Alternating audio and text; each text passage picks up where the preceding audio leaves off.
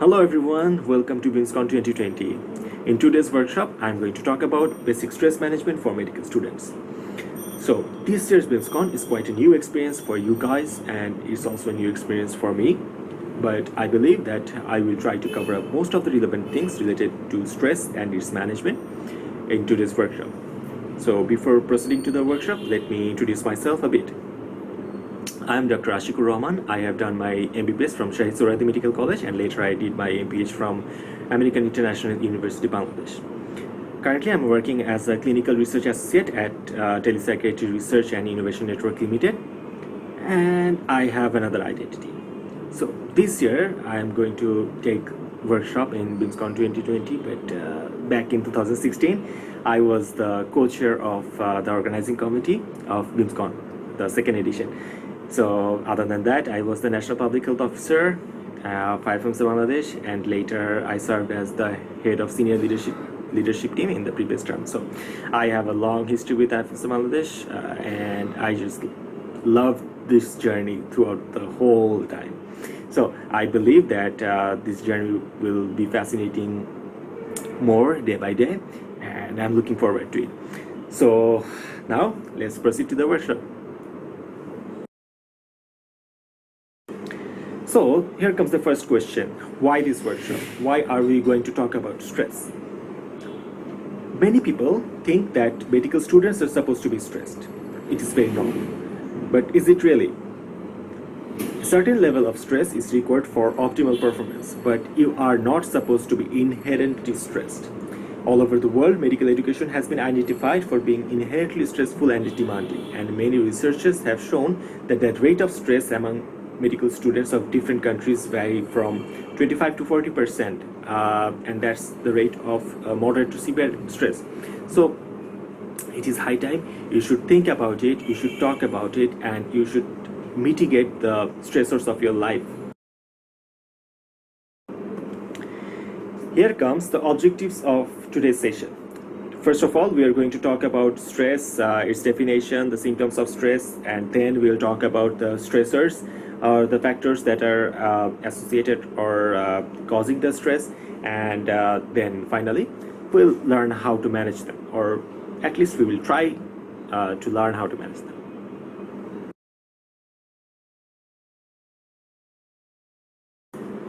So here comes the second question. What is stress?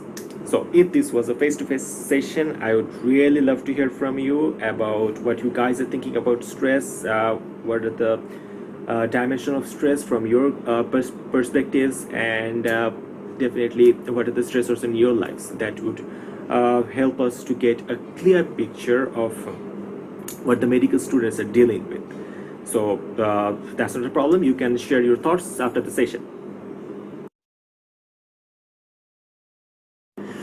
So I'm sorry about this part, because this part is going to be a bit boring, because I'm going to read out the definition of stress to you guys. So stress is defined as a negative emotional experience that is accompanied by predictable biochemical, physiological, cognitive, and behavioral changes that are directed either toward altering the stressful event or accommodating to its effects. In other words, we can say that stress is a state brought on by any situation that threatens or appears to threaten a person's sense of well-being and thus challenges the person's ability to cope. So here we can see that there are four important changes that are biochemical, physiological, cognitive, and behavioral changes, and we heard about a term that is cope or coping. So we'll talk about this later. So here goes what I think about stress. From my point of view, I feel stressed when I'm under too much mental or emotional pressure, and this pressure turns into stress when I'm unable to cope with the situation. And I believe that most of you guys will agree to this point. So from that point, we can say that stress develops when a situation or an event requires or demands more energy than what we have. For example, after a hectic day of class and work, when you have to complete 5 chapters within a night to attend the item the next day, or when you have to complete 5 or 10 clinical histories within a night, that's a pretty stressful event for you guys. So in this context, here comes the idea of appraisal. Appraisal means to assess someone, something, or some situation. And this idea of appraisal is strongly connected with stress. Let's see how. To get a clear concept about appraisal, let's think of a stimulus event. Let's consider that within a day you have to attend your medicine ward final examination. So that's a lot to cover within a day. So when you hear the news, your brain primarily assesses this situation, and there are two outcomes. Number one, situation perceived as irrelevant or harmless. So for example, you have attended all the classes, you have attended all the morning and evening word classes, and you have access to all the lectures, you have read the relevant chapters and charts in Davidson, and you have seen all the videos in Macleod's. So you have a very good grip on the clinical findings, so you don't have to be stressed about it at all. But on the other hand, the situation perceived as relevant and threatening to some people. So in that case, your brain will secondarily assess the scenario or this stimulus event, and there will also be two outcomes. Number one, the coping resources appears adequate. So it means that maybe you didn't have attended all the classes, or didn't attend all the word classes in morning and evening, but you have access to the lecture notes, you have read most of them, there are a few remaining. Maybe if you go to the word in the evening, you can cover it within a day. So the resources available to you to cope up with this stimulus event is adequate. You can cover it up within a day. So that will lead you to no stress.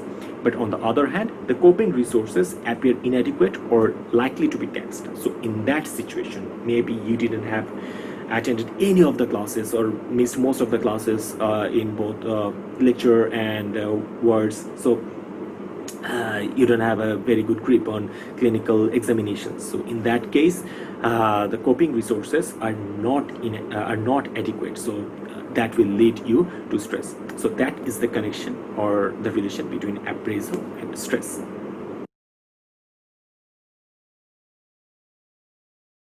Now, let's talk about the symptoms of stress. So first comes the cognitive symptoms. We know that cognition is the process of knowing or perceiving anything that happens around us. So when you are stressed, you will feel negative visions of things or daily events. Like being a medical student, you will have to attend classes very early in the morning, like 8 a.m. or 7 a.m. So you will find those classes, you will feel very negative about those classes, and maybe you will do self-verbalization. That means thinking out loud. Maybe you will try to make yourself understand that these classes are not important, but that will not reflect the reality. And as we do not get enough vacations, so it is very common that when you are stressed, you will feel very tired, and you will feel like I cannot do anything anymore. And besides, we have to attend daily examinations. Those are called items in our country. If you do not get enough marks for a few days, or you get pending for those daily examinations, maybe you will feel like you are incapable of these things. You will feel stressed, and you will find it very difficult to concentrate on the topics that are being taught in the lectures or in the words or in the tutorial classes. So those are the cognitive symptoms of stress. Okay, now this is interesting, because we all think that stress is sort of psychological thing, but the symptoms can be reflected in your body. So the physical symptoms, in the physical symptoms, you may feel neck or muscle spasms throughout your body, and you'll feel headaches, you can feel sleep disturbances, you'll feel very lethargic or very tired, and maybe it will alter your food habit. You will have a reduced appetite, and you'll feel very low energy in yourself. Other than that, you'll have some emotional symptoms too. For example, maybe when you are stressed, you will have very little feeling or emotions towards your family members or your loved ones. So you will feel very less empathetic to them, and you'll feel emotionally tired. Maybe you will find everything else in this world not real, or you'll have low mood. You will you will not feel like to participate in anything, in classes or in parties, or you don't want to go to your friend's house, or you don't want to even play games or watch movies. So you'll have very low mood, and maybe you will have feelings of discouragement. You will have insecurity, some undefined sadness, anger issues, etc. Stress will be also reflected by your behavior towards others. Like your behavior will be out of your character, like how you used to be. That will not come out when you are stressed. Like maybe you will be more irritable. Maybe you will show much more anger towards your loved ones or your family members. So that's another behavioral symptoms of stress. And when you are too much stressed, you can work and work and work. So that's another thing of that's another change in the behavior things.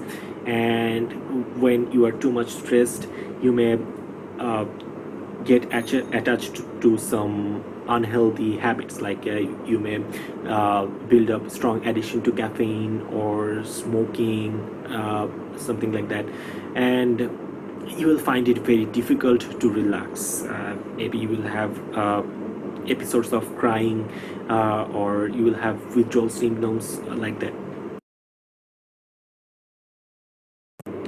Okay, so now let's talk about the types of stress. So in this slide you can see that I have mentioned about 4 types of stress, and those are acute stress, chronic stress, eustress, and distress.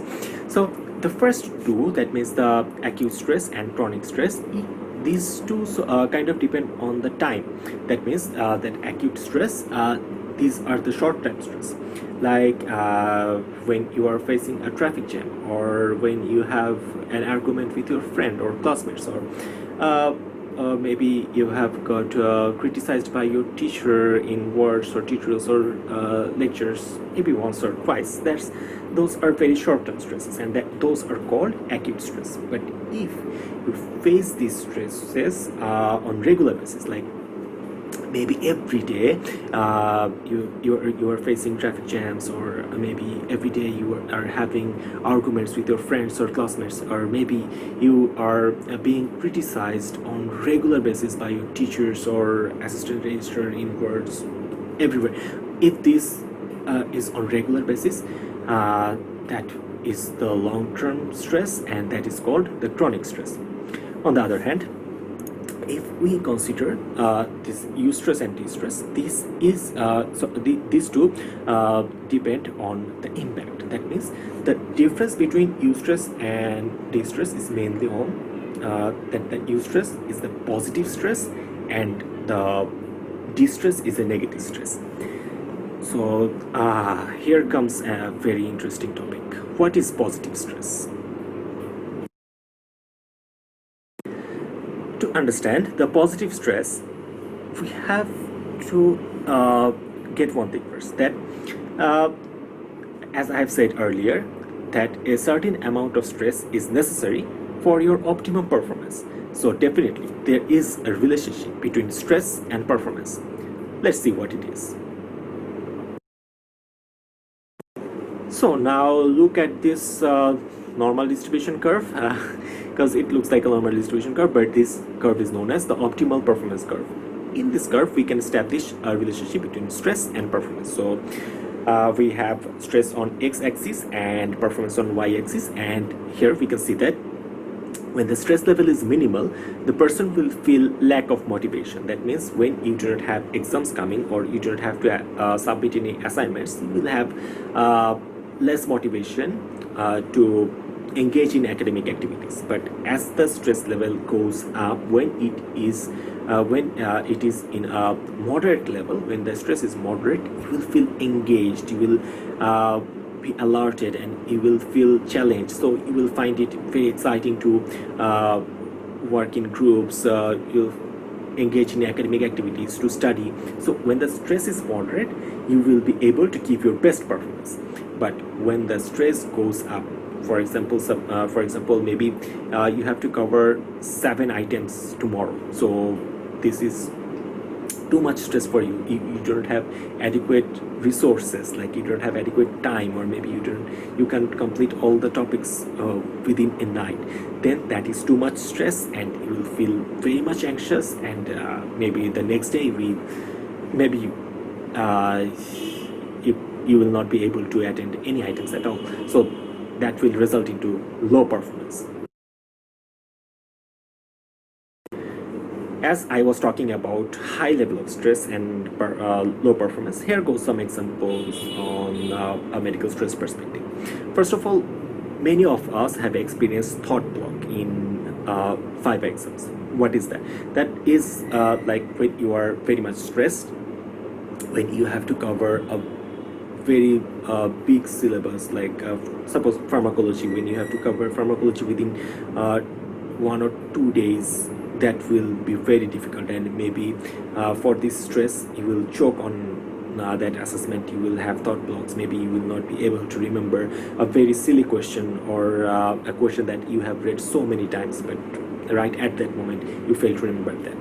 Maybe you will fail to remember and submitting an assignment. It happens mainly with the practical classes, like when you are engaged with so many items, terms, word classes, and word examinations. So maybe it's very common to forget about the assignment to submit, or the practical to submit within time. Maybe you will miss a deadline, like there are specific deadlines for submitting post-mortem reports or practical reports. So maybe you will fail to submit that within the given period. So that can happen. So now, as we have talked a lot about stress, we have already know many things about stress. Now it's time to talk about the management process, how to manage stress. So before managing the stress, you have to assess your stress on 4 key points. First of all, you have to know whether you are really stressed or not. That means at a given stress level, are you being able to perform your best, or is it lowering your performance level? So by asking yourself this question, you can find out whether you are really stressed or not. Other than that, you have to know your stress symptoms. When you are stressed, what symptoms are you expressing? Are those physical changes, or are you feeling pain? Are you feeling tired, or are those changes emotional changes or behavioral changes? What are those changes? You have to know your symptoms, and then you have to know about your stress response. What do you do when you feel stressed? Do you avoid everything? Do you cry, or what are the mechanisms that you adapt when you feel stressed? That you have to know. And also you have to know the area of sufferings. When you are stressed, what hampers the most? Like, is that the relationship with your family members or friends, or is it killing you inside? So what are the area of sufferings? You have to know about them. This picture is what I believe is the key to manage your stress. Let's see how. In this picture we can see that there is a running water tap and there is a bucket. So when we consider that the running water tap is the stress factors or the stressors of your life, and the bucket represents the stress capacity of you, then it makes sense. So life will make you to go through different situations. So maybe you lose someone, maybe you have gone through a bad breakup, maybe your personal relationships are not good, you have some self self-imposed factors, like maybe you think that you are not getting enough attention from your family members or your friends or your relatives. Maybe you have a very bad relationship with your classmates, your teachers, or your loved ones, or maybe you have some difficulties in your finances. Maybe where you live, the environment of where you are currently living is not that good, is not that much hygienic. Maybe you have got some health problems. These all can be stressors of your life. But when these stressors are pouring on the bucket of your stress capacity, the question arises: is the bucket enough spacious to hold all these stressors or the stress factors? Now, here lies the answer. You have to do two simple things to reduce your stress. First of all, you have to slow down that tap water.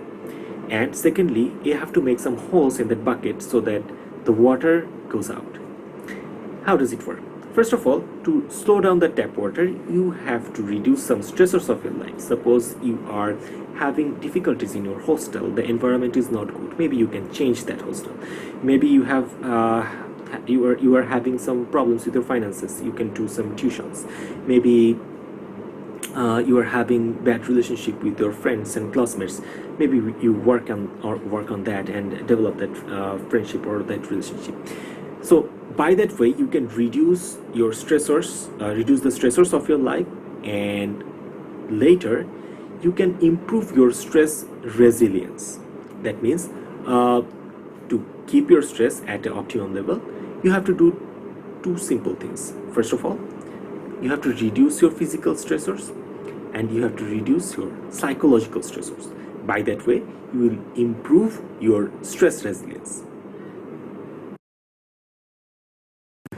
So to improve your stress resilience, you should work on the reduction of your psychological factors of stress and physiological factors of stress, and breaths can really help you on this. Let's see what breaths is. So in considering the psychological factors, B stands for the belief system, and as we know that those who have strong belief systems are more resilient for stress, you should really work on it. You should work on the relationship with your friends, your families, your relatives, your distant cousins, and your classmates, your teachers, and even with the supporting staff of your medical college. This will help you to build up a very strong social support system. Next, you have to be updated. You have to stay updated. Like, you have to learn new skills. You should practice them, so you will always feel motivated. Then your attitude should be very positive. You should be very optimistic, and we know that the optimists, they live longer, so it's very important. And when you are planning to do something, you should be determined. You should never give up, and you should stay committed to your works and to your statements. Other than that, you have to build up or practice to have internal peace and the calmness of your mind. So serenity is also a very important factor to reduce your psychological stress factors. Next, we go to the physiological factors. For B, here we go for breath. Breathing is very important. You have to breathe very calmly with your diaphragm. That means you have to practice abdominal breathing, and this will help you to reduce your stress. Other than that, you have to practice relaxation. For relaxation, you can take breaks regularly. You can maybe when you are starting, you can take a break hourly or 2 hourly. That will help you to relax. And you should do exercise more often. Exercise is very important, and always remember SAFE. S for strength, A for aerobic, and F for flexibility, and E for exercise. You have to practice all these things. And also you have to stay very active. You can walk, you can bend, you can stretch, you can play. Keep active every day. Then, as we are medical students, we already know a lot about nutrition and other things. So we should work on our diet. Those who are living in hostels or any other housing system out of your home, so you really should know what you are eating, and you really should develop your diet. And the final and the most important thing is sleep. Adequate natural sleep is the most restorative, now is the most effective restorative power. So you should work on your sleep. So here goes a very short list of some little things that you can do to reduce your stressors and live every second of your life. You can build your own pattern of regular exercises. You can do yoga, you can run, you can do aerobics, what suits you most, but make your own pattern of exercise. Then you should really resolve the difficulties you are having with sleep and diet, which is very important. We know that there is a saying that we are what we eat, so you really should work on the nutritional diets. And maybe you can have a short talk with a very good friend, and maybe a joke or a laugh with someone at your class will help. When someone aces an exam, you can congratulate him or her. So this appreciation will also help you to feel better. And when you are in family, when you are giving time to your family, please focus on giving the whole time to your family, so that you enjoy those relationships, you enjoy those dimensions of familiar relationships. Then you can read something very interesting. You can spend your time on radio, television, music, Netflix, internet, whatever you like, but you have to give yourself some time for that. And you really have to keep yourself away from the bad habits, like from smoking or drugs or alcohol abuse or anything like that. And what about building what about a hobby? Maybe you can work on a hobby or a leisure activity. This will also help you to enjoy your time. So now, coping. We have heard this term several times today. So let's know a bit more about it. So our efforts to manage, reduce, or tolerate stress are called coping. So coping is literally anything we do to manage, reduce, or tolerate stress. So let's consider a situation. Suppose you are in third year of your medical college, and you are in the third phase of your medical college, and now you have pathology to face. So you have failed in the first term of pathology. So now you are stressed, and you can do several things. Like you can correct the problem by sitting in the supplementary exam, or you can master the problem, like in the topics that you were weak, you mastered in all those. And you can also alter your perception about giving exams or this discrepancy, you can build your own thought about giving less importance to these examinations. Or you can tolerate or accept the harm or fact that maybe the teacher is not friendly enough. Or you can just avoid the problem by skipping all those classes. So these all are some coping mechanisms. So is coping always healthy? No, coping is not always healthy. There are some unhealthy coping styles. For example, when you are stressed, you may start to consume too much caffeine, or you may build the habit of smoking or excessive drinking, or you can spend compulsively, like you can spend a lot of money in buying shoes or dresses or makeup products or anything like that. You can do emotional eating, like when you are stressed, you may go to a fast food shop and eat a lot. That's what I did. That's an honest confession. When I felt stressed, I went to fast food shops, especially the burger shops, and I ate 1 or 2 burgers at a stretch. So that's my kind of unhealthy coping. So other than that, some people may start to use drugs. Some people may become very defensive and start to blame others, and start to avoid familial responsibilities and other responsibilities, social responsibilities. They start to avoid those, and they may become very much aggressive. So these are some examples of unhealthy coping. So if we look at this picture here in this slide, we can see that in 90% of stress levels, someone may be very someone may be very okay with that. Someone may not express his irritability or aggressiveness, or maybe he can be very calm in 90% of stress, but someone can be very stressed out within 10% of perceived stress. Like they can be very irritable, they can be very angry, and they can be very aggressive. Even so, stress, it depends on the perception of that person. Now let's talk about some coping strategies. There are two types of coping strategies that we are going to talk about. Number one is problem focused, and number two is emotion focused. So in case of the problem focused coping strategies, the aim is to solve the problem. So you can do it in a very functional way, like you can seek dependable advice and help, and you can develop a very realistic plan, and you should follow it. And this plan can be very dysfunctional when you seek questionable advices, when you develop unrealistic plan and you do not follow them. So for example, suppose you asked a non-medical person from your family who is not introduced to the medical curriculum for any study advice. So that will be questionable advice, and maybe that advice will lead you to unrealistic plans, and maybe you will not be able to follow them. So you have to seek advices from the professionals and those who are working, those who are from your sectors, those who crossed the path that you are currently going on. So you should always seek dependable advices.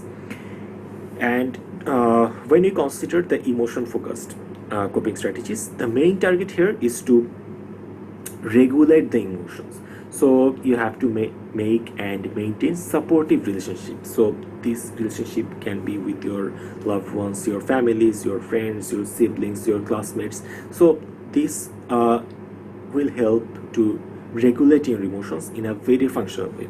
And you should practice ventilation and exercise. So ventilation means when you are stressed, you should talk about it. You should when you have a very good relationship with your siblings or your friends or your families or your loved ones, then you can ventilate your stress factors, or you can talk about it, you can share it. So that will help you to regulate your emotions. And other than that, you should always do exercises. But this strategy can be dysfunctional when you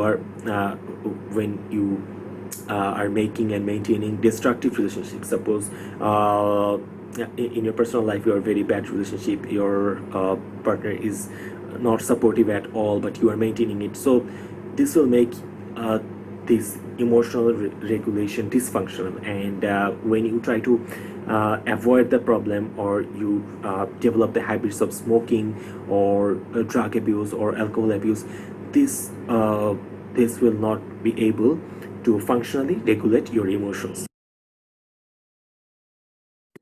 Here is the concept of problem solving. So what is problem? Problem is a life circumstance that requires a response based on thinking and planning. That is the key part. Problems will always require some thinking and planning to solve them. But these problems will become stress when we face them and we don't know how to do it, how to solve the problem, and when we do not know what to do. So this is it. So let's talk a bit more about problem solving, because I believe this is very important. And to solve a problem, first of all, you have to define the problem. What the problem is. Is the problem in your family? Is the problem with your friends? Is the problem with your loved one, or with your teacher, or your supporting staff in your medical college? Is it outside the medical college, or any other thing? That it can be anything, but you have to define the problem and you have to generate variety of possible solutions. You literally have to write down every possible solutions that can be done to solve the problem, and then you have to write down the pros of the solutions and the cons of the solutions. So every possible solutions should have its pros and cons written. It will help you to identify which solving technique is more feasible and applicable. So consider that you have a card exam tomorrow and you haven't started to study yet, but you should you think that you should study and attend the exam. You have to attend the exam. So in that case, first solution is you start to study now and you cover every topic, every question, everything that is in the syllabus. You have to you can start that. So there are some pros about it, that you will be able to build a knowledge about so many things, but the con is within a night you will not be able to cover it up. So another possible solution is you chalk out the important ones and then you study those. So if you study the important questions only, then you will not be able to build a very good knowledge about the topic, but you can have a good knowledge to attend the exam, and maybe you can cover the whole syllabus within a night. And there is another option, like you can cheat on the exam. So that is an option, that is a solution, but it doesn't have any pros. You will not get any knowledge. You will only have some marks that will not come to any good. And the cons are, if you get caught, you will be banned for a year or something like that. So that is out of question. By this way, you can sort out which solution is more feasible and applicable. So you choose the best decision in the given scenario. Like reading the important questions is the more feasible one. So you choose the best one and you start to implement the action plan. Like you start to get the notes about the important questions and you start to read them out. And after the exam, you evaluate the plan you have taken. Like you can assess that the plan you have taken to read the important questions one, did it really work? Did it really help you? So you have to evaluate that, and based on that, you can develop your problem solving skills, and the next time you can do better. Now let's talk about the 5 ways of responding to a problem. Like when you see a problem, there might be some usual response of you, like how you always respond to a similar type of problem. So that's usual response. And then maybe you try to solve it. Maybe you try to overcome the problem or the scenario or the situation that you are facing right now. Or you can avoid the problem. Like you can skip the problem. You cannot you don't want to engage in the problem. Like if you see something in the social media that some people are arguing about something, and you think, no, I'm going to avoid it, and that's how you skip a problem. Maybe if you engage, there will be some more argument and you will feel more stressed, so you just avoid it. And another thing is you accept it. Suppose if your teacher is not friendly, your teacher class will be hectic, it will be really difficult to pass the regular items and clear them. So what you can do is you cannot change the teacher of your tutorial class. That's not your decision. That's a decision of the department head. So when you cannot do anything about it, you just accept it. So you can do it, or you can make it worse. Like if you already have a problem with your parents, you start to argue with them more. That will definitely make the problem worse. Or if you have a difficult relationship with your loved one, then you can start to cheat. That will make the problem worse. So that's the way how you respond to a problem. So now we are going to talk about a very interesting model, and it's called the 5-factor model. So it works like this. Something happens, we have a thought about it, and we give this thought a meaning. That means we interpret something from the situation, and that meaning impacts our emotional reaction, and our emotion drive our behavior, which then influences our next experiences. So let me give you an example. Suppose I am walking down the sidewalk and I see someone I know very well.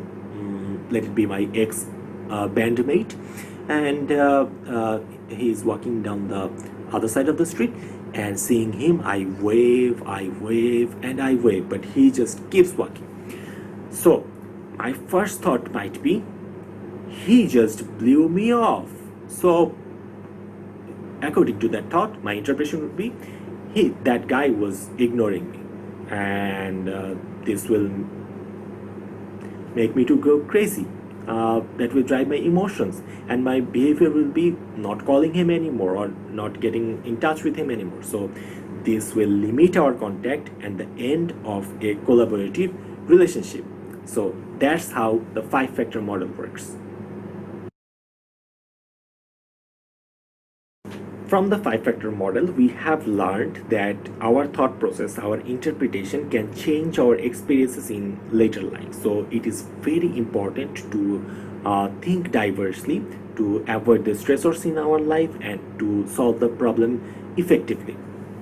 Now, here is a list of some limited thinking patterns that I will suggest you to avoid.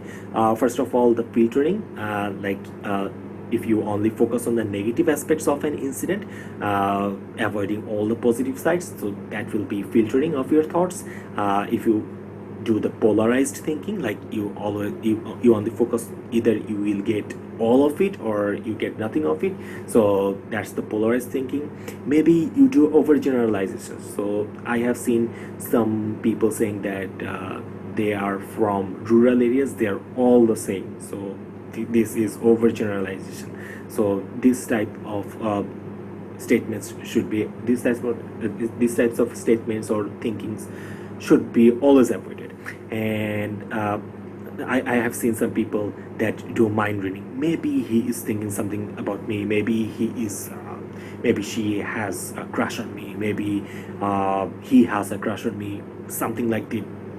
This is completely fake, and these mind readings don't work in real life scenarios, so it will create more problems. So don't go for it. And catastrophizing, like you always visualize the disaster, you always see the disastrous side of any incident, so that is not expected. That will limit your thinking capability. And you may magnify the effects, or you may exaggerate the intensity of an incident, so that's magnifying effect. You should avoid it. Some people, I have seen that, I've seen in my medical life that some people are always thinking about himself, and they think that everyone is talking about themselves. Everything going around is related to them. That's personalization. That's not a good way of thinking. And some people are always like, you should do it, he should do it. So these ironclad rules should be avoided always. So before coming to relaxation, let me clear something to you. So in this workshop, I have focused on the dimensions of stress, so that you can develop your problem solving skills, your coping mechanisms, avoid the unhealthy coping mechanisms. You can diversify your thinking patterns, so you have a better understanding of stress, and you know the systematic management for stress.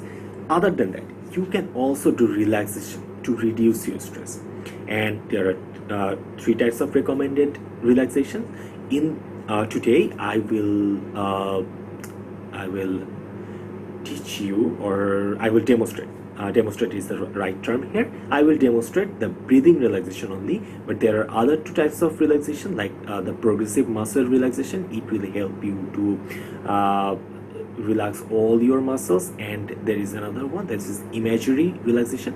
It helps those who have better imagination power. So those 2 I will suggest you. If the breathing relaxation does not help you, you go and seek a professional help to learn about the progressive muscle relaxation, or PMR, and imagery relaxation. That will help you more, I believe.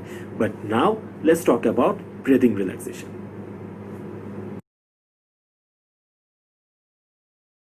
We know there are two types of breathing patterns. One is chest breathing or thoracic breathing, and another one is abdominal breathing or diaphragmatic breathing. In this case, we will use diaphragmatic breathing to practice the breathing relaxation.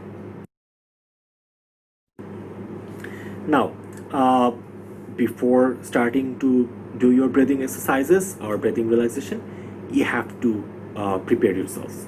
So, first, you have to choose a time and a place to learn the breathing exercise where you won't be disturbed, you won't be bothered, or anyone will not knock you, or you can keep your phone away for that specific period of time. So you then you think about what position is best for you. Are you comfortable in sitting? Are you comfortable in standing? Whatever position is best for you, please take that, and then you scan throughout your whole body, releasing points of obvious tensions and shift your positions if necessary to be more comfortable. Now, when you are relaxed, you should start to do the breathing relaxation. For breathing relaxation, you have to do the diaphragmatic breathing. So first, you have to stretch your belly out and take the air in yourselves through your nostrils, not by your mouth. For breathing in, you take 5 seconds, or you count to 5, 1 to 5. So when you are breathing in, you count to 5, you stretch your belly. After taking the breath in yourself, you hold the breath for 3 seconds, or you can count to 3. 1, 2, 3. And then for another 5 seconds, or you count from 1 to 5, you release the air through your mouth. So the whole process is like this. You take the air through your nostrils and you do the diaphragmatic breathing by stretching your belly. You do it and count 1 to 5 while breathing in the air, and then you hold the air in yourself and count from 1 to 3, and then you release the air by your mouth and count from 1 to 5. So this is the breathing exercise, and you do it for 10 to 15 times in one episode, and between two breathing exercise you give 10 to 15 seconds gap. So this will help you to relax, and it will help you to reduce the stress that you are facing right now. So we are at the end of our discussion today, and before wrapping it up, I have some helpful tips for you guys. And first of all, you have to stay informed. You have to stay aware of what's going around you. You have to be aware of your exam dates, your assignment submission dates, your practical dates. You have to be very aware of that, and for that you can create a schedule for yourselves. Like you can use your smartphone to maintain that schedule, or you can use a small notebook. Maybe that is a bit old-fashioned, but that will help you a lot. And you should always be careful about what media contents you are consuming. Are those creating stress in yourself, or are those creating any problem in yourself? So you have to be very careful about those. And also you should limit your time in the social medias or any other medias that can exploit your mindfulness, so or can create stress. And obviously please exercise a lot, because it will help you both psychologically and physiologically, as I have said. And